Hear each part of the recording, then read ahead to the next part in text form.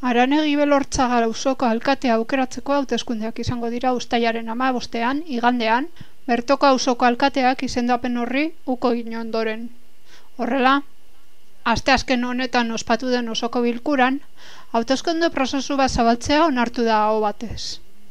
Bermeoko udalak azaldu duenez, 2016ko otsailaren 25ean, emaitzen arabera, udal osoko bilkurak auzo alkateak izendatu zituen. Euren artean, Aranegi Belortzagako auzo alkatea. 2018ko otsailaren 5ean, Aranegi Belortzagako auzo alkateak izendapenari uko egiteko eskaria aurkeztu zuen. Horrela, 2015ko abenduaren 20ko hauteskunde prozesuaren emaitzen arabera, hurrenkera jarraituta, botoak eskuratu zituzten hautagai denei deitu zaie, eta denek uko egin diote izendapenari.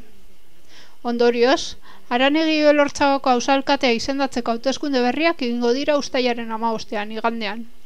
Hauteskunde mahaia, Bermeoko Araneko kiroldegian egongo da goizeko 10:00 ordu bata arte. Bozketa eta botoen zenbaketaren arduradun mahaia, Bermeoko udalaren bi zinegotzik osatuko dute. Botoak isilikoak izango dira, gutun-azal baten barruan jarritako txartelaren bidez. Paper horretan, auzokide baten izena idatzi beharko delarik.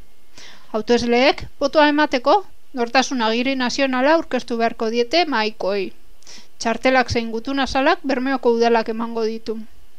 Auzo alkatetza bakoitzeko hautesleak 18 urtetik gorako auzoko guztiak izango dira. Hau da, auzo horretako erroldetan agertzen direnak.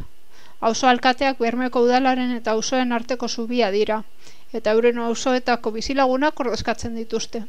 Horrela, Bermeoko udalak Aranegi Belortzagako 124 auzokide bozkatzera deitu ditu.